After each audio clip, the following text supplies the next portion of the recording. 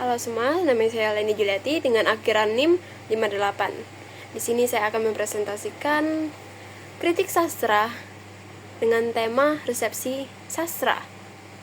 Teman-teman, secara etimologis, resepsi sastra berarti adalah tanggapan terhadap karya sastra. Lalu dalam artian luasnya, resepsi sastra itu pengolahan teks dan juga cara-cara pemberian makna dalam karya sastra.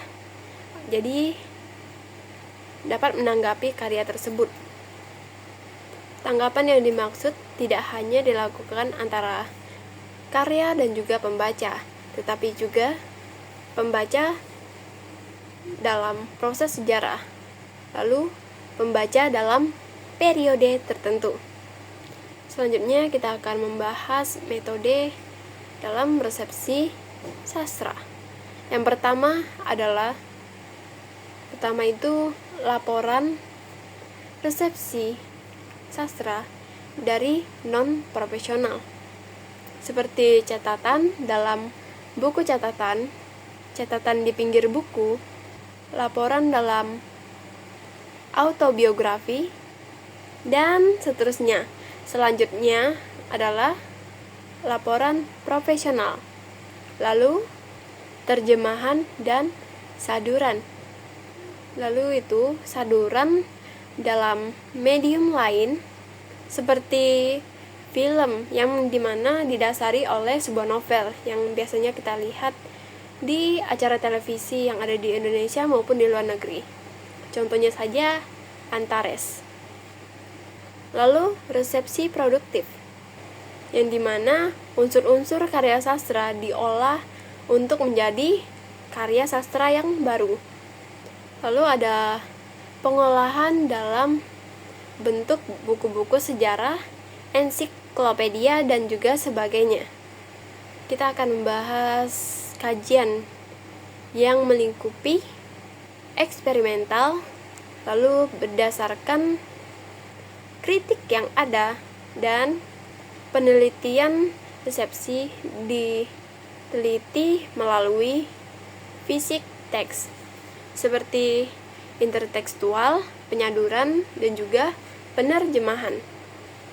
Ada dua teknik dalam pengkajian resepsi sastra. Yang pertama adalah menyajikan karya sastra kepada individu maupun kelompok.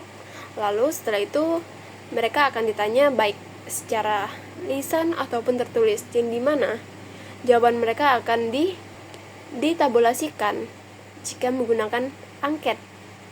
Lalu jika menggunakan metode wawancara, maka hasil tersebut akan dianalisis secara kualitatif. Yang kedua, pembaca diminta untuk menginterpretasikan karya sastra, yang dimana interpretasi itu akan dianalisis secara kualitatif. Dari dua langkah itu, yang penting diperhatikan adalah pelaksanaan penelitian yang eksperimental. Penelitian ini sifatnya sinkronis, sedangkan penelitian diakronis untuk melihat penerimaan sejarah resepsi.